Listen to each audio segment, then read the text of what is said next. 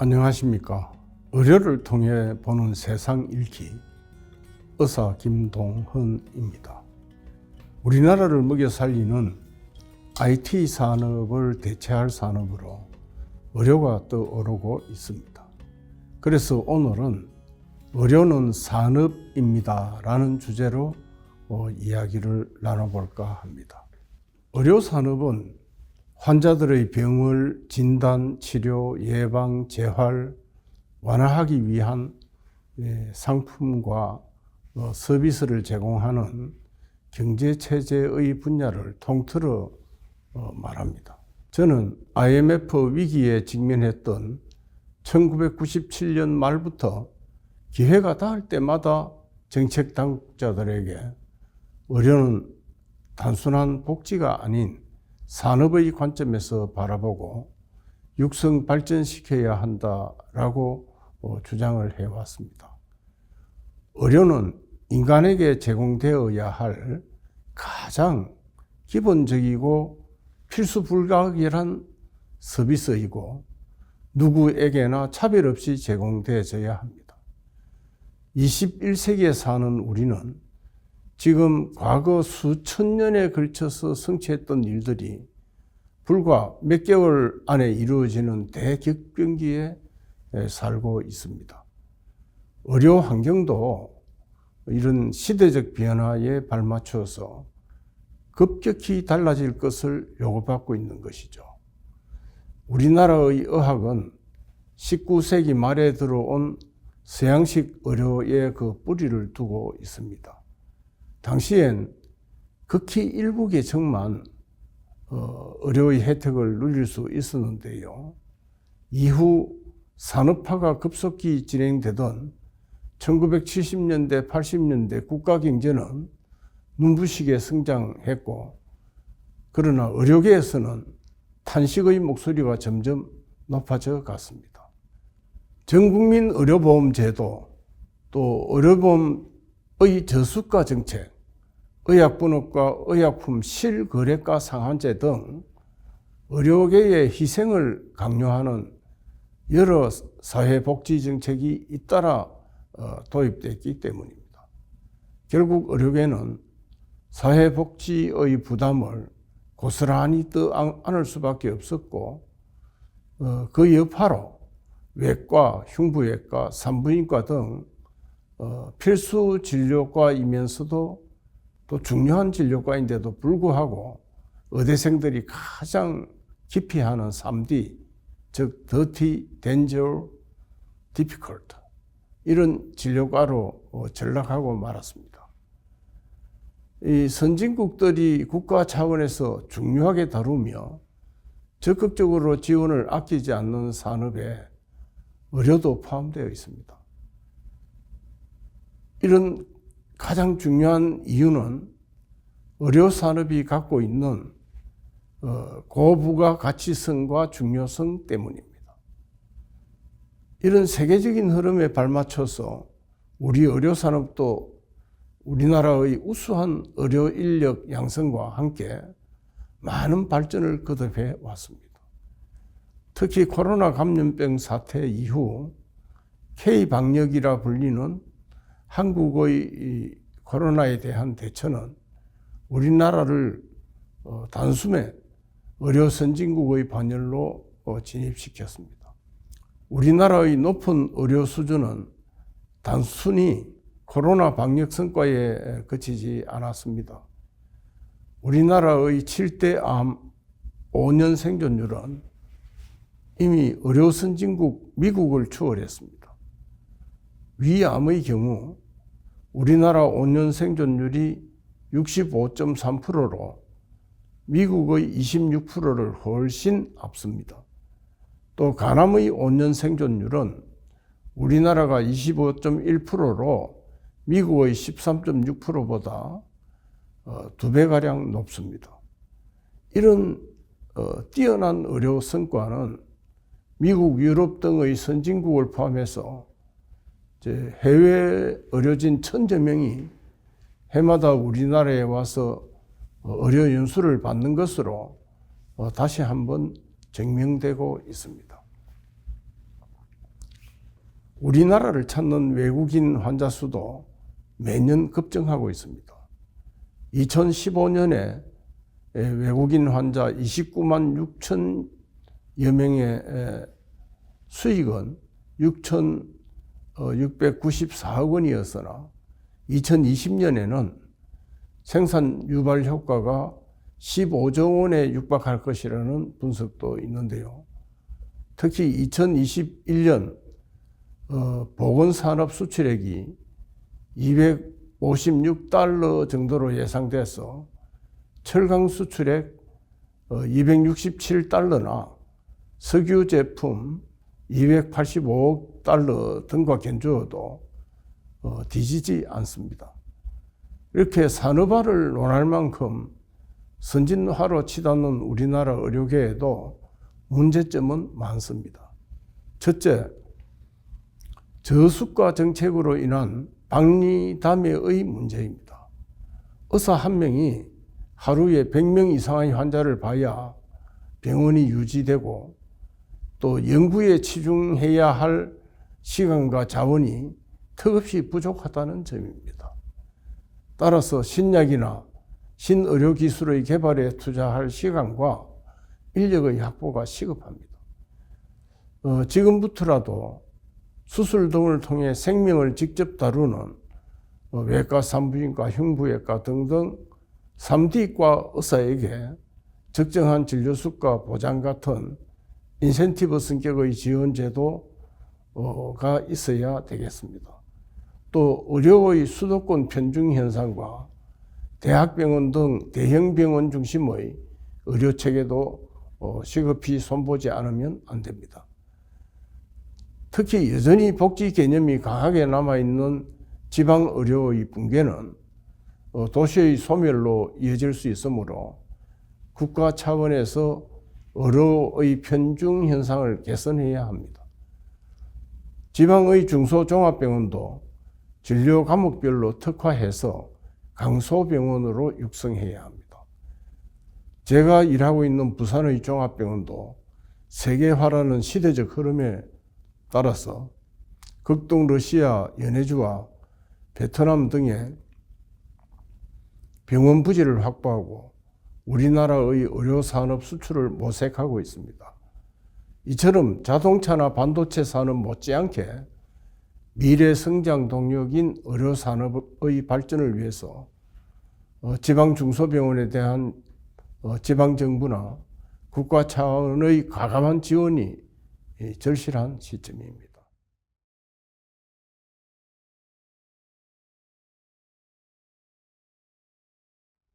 예, 의료산업의 분야는 여러 분야가 있는데 특히 의료기기 산업, 또 의료 서비스 산업, 또 제약 산업 등 이렇게 나눠볼 수가 있는데요. 우선 의료기기 산업은 의료기기를 개발해서 생산한다든지 수입한다든지 수출 등을 하는 이런 산업을 포함해서 얘기하고요. 의료 서비스 산업은 아까 의료 관광처럼 의료 서비스를 제공하는 산업으로 의약품이나 의료기기 등을 사용해서 이제 치료하는 산업입니다. 그다음 제약 산업은 의약품을 생산하는 산업이고 또 이 생산된 제약 약품을 이용해서 환자를 치료할 수가 있죠.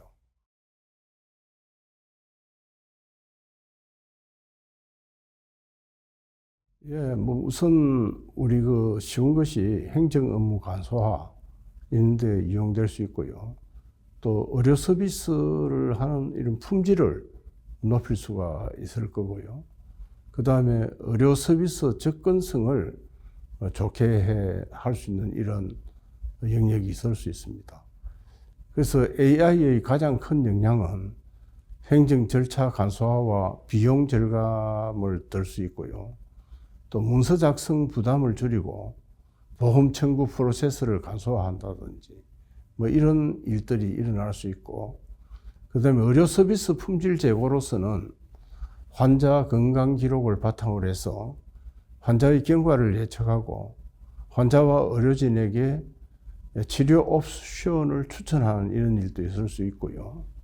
그 다음에 금기 약물이나 알레르기 등의 우려사항을 의료진에게 알려줄 수도 있고, 또 생성형 AI는 질병의 조기 발견, 또 방사선 영상의 판독, 또 치료가 시급한 환자 파악 이런 데 역할을 해서 아주 큰 도움을 줄 수 있을 걸 기대하고 있습니다. 그 다음에 의료 서비스 접근성 확대는 정강현실이라든지 또 스마트 기기를 이용한다든지 또 웨어러블 이런 걸 통해서 의료 서비스에 대한 접근성을 크게 늘릴 수가 있을 것으로 기대하고 있습니다.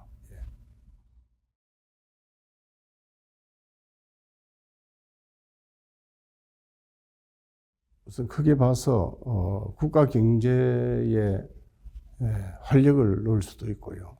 두 번째로는 우리 환자의 진료에 획기적인 개선이 되어서 국민 보건의 향상에 기여할 수 있다는 점입니다.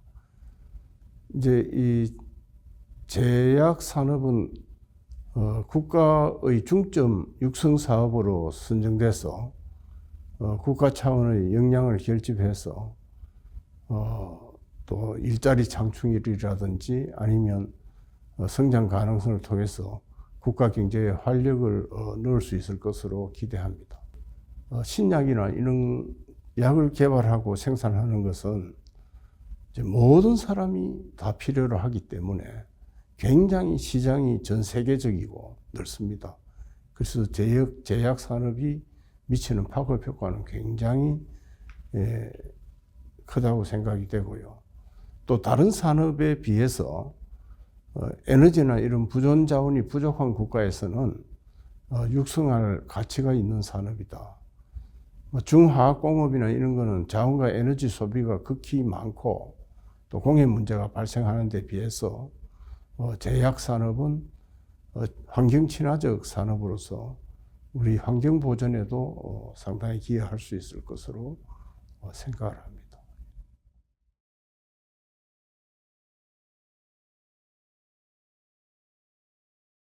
여러 분야를 말씀드렸습니다만은 특히 의료 관광 사업은 우리나라가 전망이 매우 밝다고 볼 수 있습니다.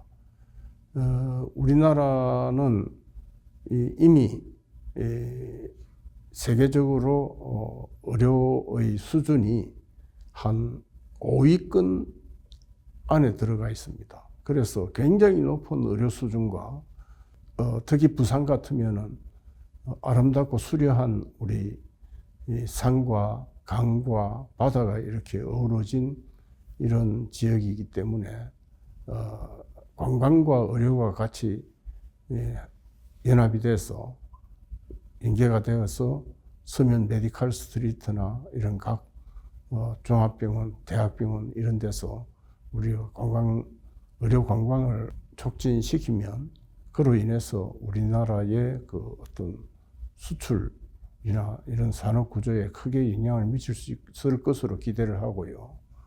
특히 이제 세계는 인구 구조가 노령화되어 가고 있습니다. 따라서 의료 수요의 서비스에 대한 수요가 증가되고 있고 이에 따라서 의료 관광 산업 또한 크게 성장할 것으로 예상이 됩니다. 디지털화하고 글로벌화가 진행되면 의료 서비스에 대한 정보가 더욱 쉽게 공유되고 환자들은 더욱 다양한 선택지를 가질 수 있게 될 것으로 기대하기 때문에 이런 환경 변화는 의료 관광 산업의 더욱 활성화되는 계기가 될 것으로 전망이 되고 다른 산업들도 우리가 우선 인력을 바탕으로 해서 계속 발전시키면 국가 경제에 커다란 도움이 될 것으로 기대합니다.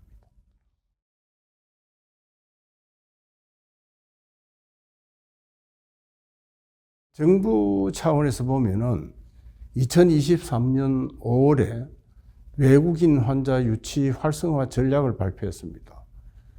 주요 내용은 출입국 절차 개선, 또 지역 진료과 편중 완화, 또 유치산업 경쟁력 강화, 그 다음에 한국 의료의 글로벌 인지도를 제고하고 이런 적극적인 정책 지원을 통해서 2027년까지 연간 70만 명의 외국인 환자가 방문하는 아시아의 의료관광 중심 국가로 도약하겠다는 구상을 했고요.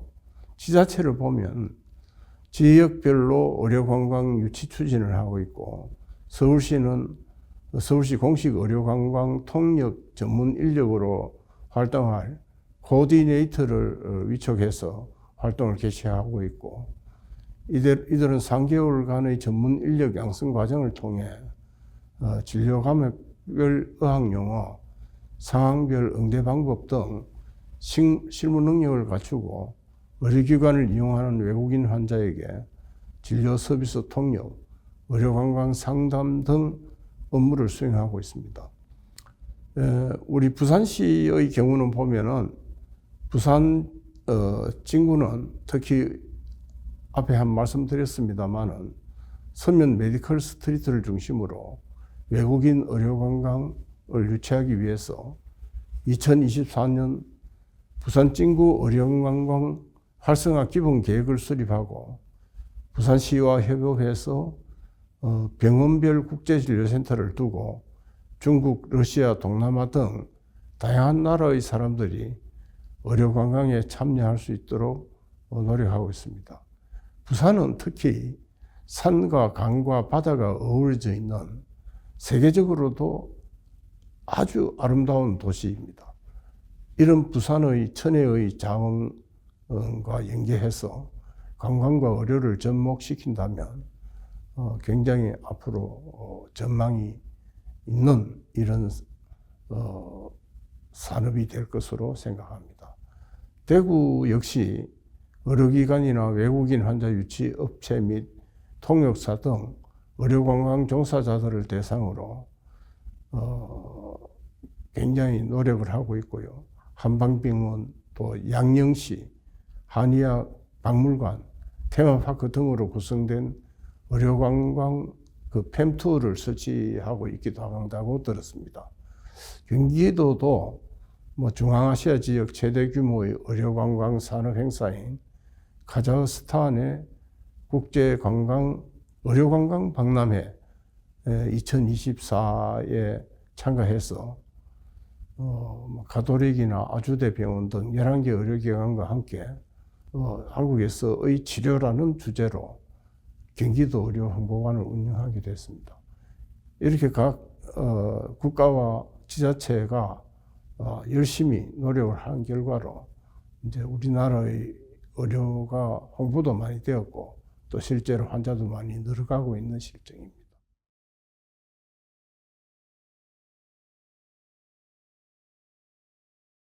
예, 우선 정부에서는 우리의 최대의 약점인 이제 그 3D과에 대한 지원, 그리고 3D과에 대한 지원. 우리가 물론 의사수를 필요하다면 어느 정도까지는 늘린다 하더라도 이제 이 가장 근본적으로 우리가 해결해야 될 부분이 이 3D과, 즉 필수 의료면서도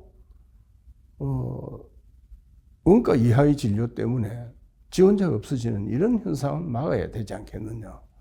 이제 이게 가장 시급한 문제고, 두 번째로는